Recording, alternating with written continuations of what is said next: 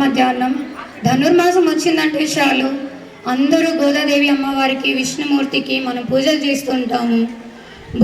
భూదేవి మాతే గోదాదేవి మాతగా అవతరించిందని చెప్తారు.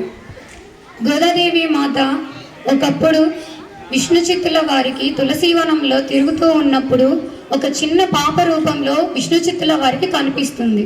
ఆ చిన్న పాపని విష్ణు చిత్తుల వారు తన ఇంటికి తీసుకెళ్ళి అల్లారు ముద్దుగా పెంచుకుంటారు. చిన్నప్పటి నుంచి విష్ణు చిత్తుల వారు ఆ పాపకి మహాభారతం భాగవతం కథలు చెప్పి ఆ అమ్మాయిని పెంచుతాడనమాట. ఆ అమ్మాయి కూడా విష్ణుమూర్తి మీద చక్కగా భక్తి భావంతో పెరిగేది. విష్ణు చిత్తుల వారు చాలా పూలమాలలు చక్కగా అల్లి స్వామివారికి అలంకరించేవారు. అది చూసి మన గోదాదేవి అమ్మవారు కూడా పూలమాలలు చక్కగా అల్లి స్వామివారికి అలంకరించి మురిసిపోయేదన్నమాట. ఒకరోజు విష్ణు చిత్తుల వారు పూలమాలలు అల్లి గంపలో వేశారు. ఇది చూసిన గోదాదేవి మాత ఒకరోజు ఆ పూలమాలని మెడలో అలంకరించుకొని అద్దం దగ్గరికి చూసి మురిసిపోయేది. అలాగే ఆ మాలను తీసుకెళ్లి గంపలో వేసేదన్నమాట.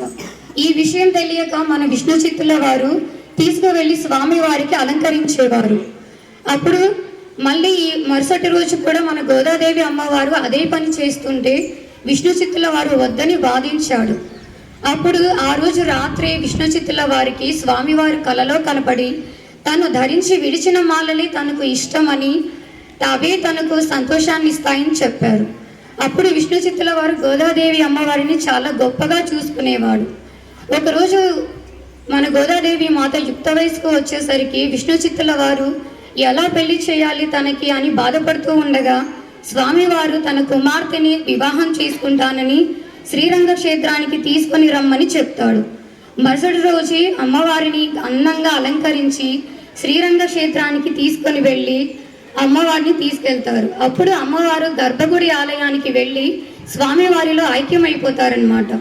అప్పటి నుంచి ప్రతి భోగి పండుగ రోజు కూడా స్వామివారికి అమ్మవారికి కళ్యాణం చేయడం ప్రారంభించారు. Thank you.